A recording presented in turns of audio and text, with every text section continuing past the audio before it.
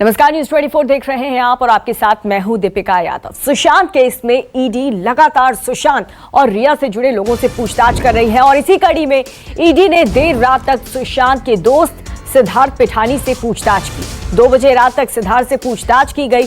सूत्रों की माने तो ईडी ने सिद्धार्थ से उसके financial statement, income tax records भी मांगे हैं और साथ ही ईडी ने सिद्धार्थ से यह भी जानने की कोशिश की कि वो सुशांत सिंह के साथ किस तरह के कॉन्ट्रैक्ट में था। अगर सुशांत उसे किसी तरह की कोई पेमेंट देते थे तो उस पेमेंट का तरीका क्या था। तो इन तमाम बातों के बारे में जानने की कोशिश ईडी ने की और इस वक्त मेरे सहयोगी दीपक जुड़ चुके हैं ज्यादा जानकारी के साथ। दीपक, जब सिद्धार्थ पिठानी का सामना ईडी के सवालों से हुआ तो क्या निकल के सामने आया?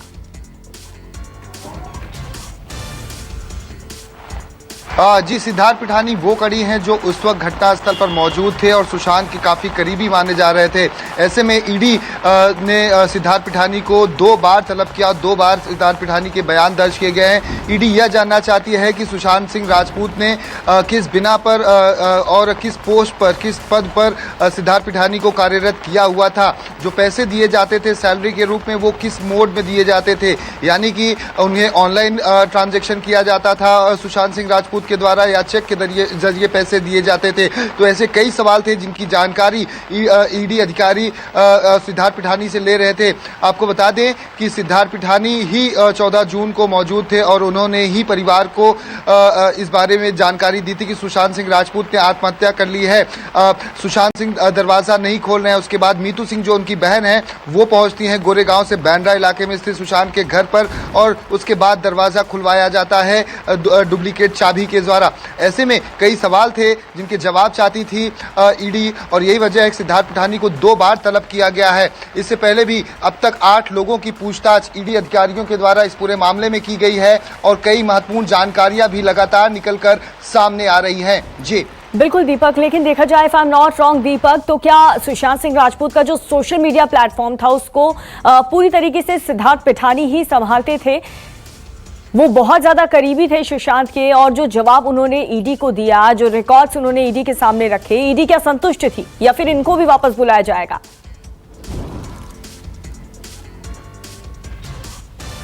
जी, ईडी इस पूरे मामले में आपको बता दें कि 2 से 3 बार लोगों के बयान दर्ज कर चुकी है और अब तक सिद्धार्थ पिठानी का महज 2 बार बयान दर्ज हुआ है। सोशल मीडिया से लेकर सुशांत की अन्य जो स्क्रिप्टिंग और स्टोरी फाइनल को लेकर भी सिद्धार्थ पिठानी से विचार विमर्श सुशांत सिंह राजपूत किया करते थे। ऐसे में ये काफ़ी करीब थे और परिवार के भी करीब थे। आपको बता दें कि सुशांत सिंह राजपूत के बारे में जब परिवार को कुछ जानना होता था या उनसे संपर्क नहीं हो पाता था परिवार का, तो सिद्धार्थ पिठानी ही वो कड़ी थे जिन्हें परिवार के द्वारा संपर्क किया जाता था और बात सुशांत सिंह राजपूत तक पहुंचाने की कोशिश की जाती थी, क्योंकि सुशांत सिंह राजपूत बीमारी से ग्रसित थे और उनका इलाज चल रहा था या कई कुछ और भी कारण थे जिस वजह से वो परिवार से संपर्क नहीं कर पा रहे थे या नहीं हो पा रहा था परिवार का संपर्क। तो सिद्धार्थ पिठानी को परिवार के द्वारा कांटेक्ट किया जा रहा था। ऐसे में सिद्धार्थ पिठानी का बयान इसलिए भी महत्वपूर्ण हो जाता है कि 13 जून को और 14 आखिरी वक्त तक वो सुशांत सिंह के साथ थे। बिल्कुल दीपक, आप बने रहिए हमारे साथ। लेकिन सुशांत के पिता के वकील विकास सिंह ने सुशांत की सुसाइड के बाद मौके पर मौजूद लोगों पर सवाल उठाए हैं। विकास सिंह ने सुशांत के दोस्त सिद्धार्थ पिठानी और रिया चक्रवर्ती पर गंभीर आरोप लगाए।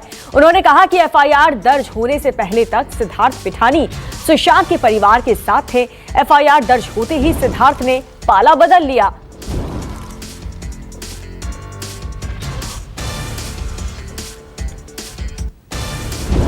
सिद्धार्थ पिठानी तो सबसे सस्पिशियस है। उसी ने रूम का कमरा खोला, चाबी वाले को बुला करके, बहन का इंतजार नहीं किया, बॉडी को उसी ने उतारा।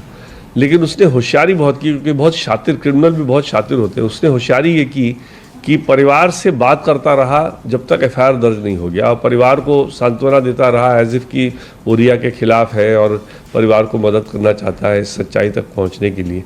जैसे ही एफआईआर दर्ज हुआ, जब रिया एक नामजद अक्यूज्ड हो गई एफआईआर में, उसके बाद उसने मेल लिखा है पुलिस स्टेशन को और कॉपी रिया को मार्क किया है। तो उसकी क्लियर साठगांठ है, क्योंकि इस कॉन्स्पिरेसी में चाहे एडमिटमेंट टू सुसाइड हो या मर्डर हो, दोनों में रिया है और रिया के साथ है इनका ये पठानी। तो इसलिए ये जो जब इन्वेस्टिगेशन होगा तो इस सब की बात का खुलासा होगा कि इनका रोल सही में क्या था। तो सुशांत के परिवार से माफी मांगने पर शिवसेना प्रवक्ता संजय राउत का बयान भी अब सामने आया। उन्होंने कहा कि उनके पास जो जानकारी है उसी के आधार पर वो बोलते हैं। अगर कोई चूक हुई है तो वो इसके बारे में सोचेंगे। राउत ने यह भी कहा कि अगर माफी मांगने की जरूरत होगी तो वो इस पर विचार करेंगे।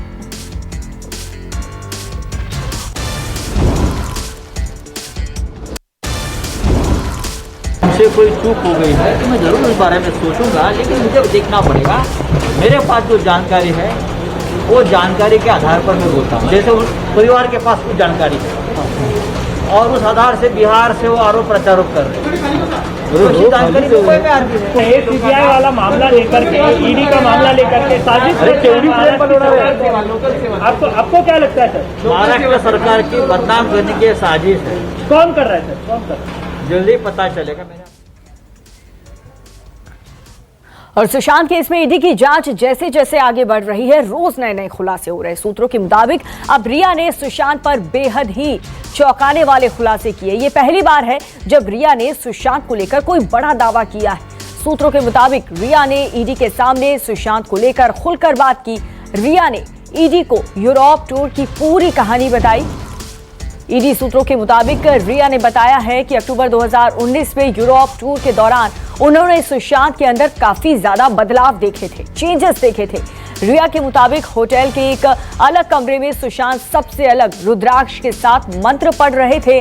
रिया ने ईडी को यह भी बताया कि जब वो सुशांत के कमरे में गई तो सुशांत कुछ मंत्र पढ़ रहे थे और हाथ में रुद्राक्ष की माला थी जो लगातार हिल रही थी। उस दौरान सुशांत बिल्कुल ही अलग रूप में दिख रहे थे।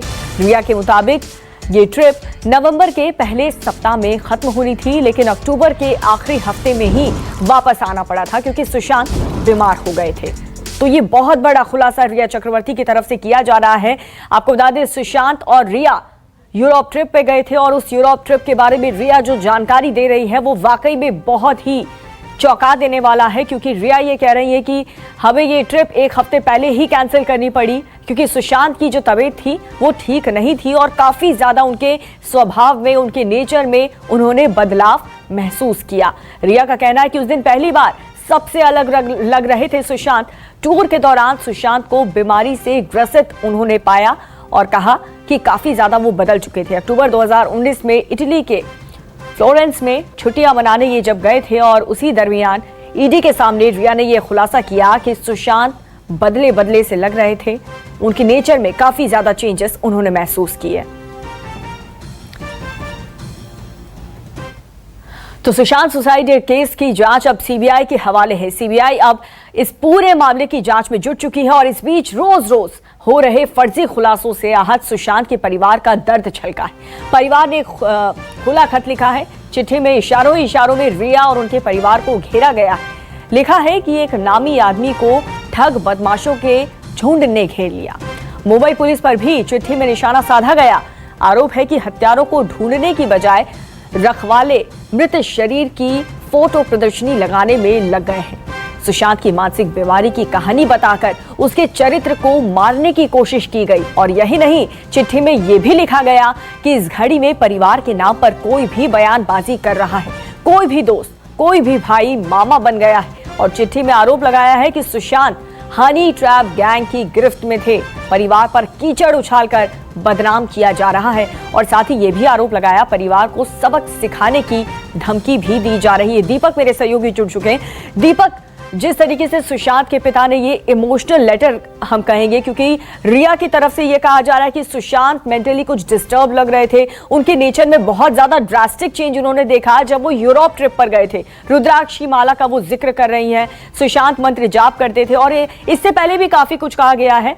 लेकिन इस बीच सुशांत के पापा ये कह रहे हैं, पिता ये कह रहे हैं कि जिस तरह से उनके परिवार पर कीचड़ उछाला जा रहा है, ये कोशिश की जा रही है सच को छुपाने की। जी, आपको बता दें कि जिस तरह से ये पूरा मामला जब बिहार पुलिस के हाथ में गया और बिहार पुलिस जब मुंबई पहुंची जांच करने के लिए, तो उसके बाद से ही कई लोगों की प्रतिक्रिया इस पूरे मामले में सामने आई।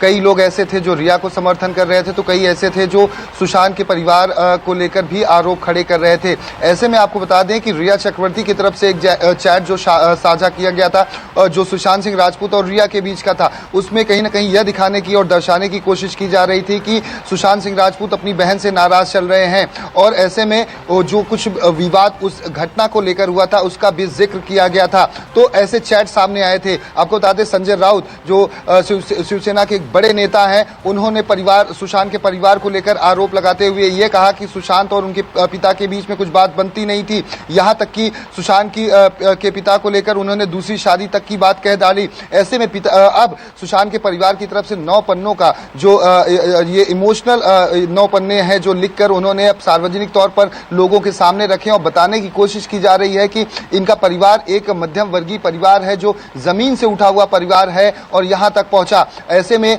जिक्र किया जाता है कि सुशांत सिंह राजपूत के सपने बड़े कैसे हुए, उसके बारे में बताया जा रहा है कि सुशांत की जब मां की मौत हो जाती है तो उसके बाद यह फैसला लिया जाता है कि हमें पीछे नहीं हटना है, हमें पीछे नहीं देखना है, आगे बढ़ते जाना है। तो वहां पर वो सपने देखे जाते हैं परिवार के द्वारा कि सुशांत एक दिन भविष्य में बड़े एक्टर बनेंगे। और उसके बाद यह जिक्र किया गया है उस लेटर में कि सुशांत 9 से 10 साल के बाद एक अच्छे अभिनेता के रूप में उभर कर बॉलीवुड में सामने आए। वही इस बात का भी जिक्र किया जा रहा है किस तरीके से बॉलीवुड इंडस्ट्री में जो गैंग है वो किस तरीके से उनके बेटे को शिकार बनाई। वहीं कई सारे ऐसे लोग भी हैं जो सुशांत के नाम का इन तमाम बातों का जिक्र अपने सुशांत के पिता ने किया है। बहुत बहुत शुक्रिया दीपक आपका। लेकिन खबरों में आगे बढ़ते हुए यूपी के बुलंदशहर में होनहार छात्रा सुदीक्षा के गुनहगार 24 घंटे बाद अभी खुलेआम घूम रहे हैं। हालांकि इस मामले में बुलंदशहर के एसएसपी ने सीओ सिटी दीक्षा सिंह के नेतृत्व में 3 सदस्यों की एसआईटी टीम का गठन कर दिया है। पुलिस ने मामले की जांच शुरू कर दी है। पुलिस को कुछ सीसीटीवी फुटेज मिले हैं जिसके आधार पर पुलिस दुर्घटना और छेड़छाड़ की जांच भी कर रही है। पुलिस का कहना है कि जल्द ही मामले को सुलझा लिया जाएगा। बुलंदशहर की स्कूल टॉपर जो 3.8 करोड़ की स्कॉलरशिप हासिल करके अमेरिका गई थी और सुनहरे भविष्य के सपने देख रही थी, उसकी छेड़खानी के दौरान मौत हो गई। बहुत ही दुखद घटना, एक होनहार छात्रा की मौत हो गई, लेकिन जो उसके आरोपी हैं वो अभी पुलिस की गिरफ्त से बहुत दूर हैं। इस वक्त मैं मौजूद हूँ बुलंदशहर के स्याना रोड पर। ये वही जगह है जहाँ पर सुदीक्षा कल हादसे का शिकार हुई। सुबह 9 बजे की घटना है। इस तरफ से सुदीक्षा अपने जो चाचा हैं उनके साथ बाइक पर बैठकर आ रही थी और तभी यहाँ पर जानकारी मिल रही है कि ये ठीक इसी जगह पर जो बुलेट उनके आगे चल रही थी उसने अचानक से ब्रेक लिए और सीधा जो सुदीक्षा के चाचा जो मोटरसाइकिल चला रहे थे वो उस बुलेट में जाकर टकरा गई और सुदीक्षा मौके पर ही गिर गई। देखिए यहाँ पर जो है ये चश्मा भी है जो सुदीक्षा का, यहाँ पर ये देखिए ये देख सकते हैं ये चश्मा यहाँ पर पड़ा हुआ है। मैं इधर से आया, वो इधर से आया। अच्छा, आप दूसरी तरफ से आ रहे थे तो यहाँ पर आए, क्या देखा आपने? उस वक्त क्या घटना हुई थी, कुछ नजर आया? बुलेट वाले ने इमरजेंसी ब्रेक लिए, बुलेट के पीछे से उसकी बाइक लगी। नमस्कार, मैं हूं मानक गुप्ता।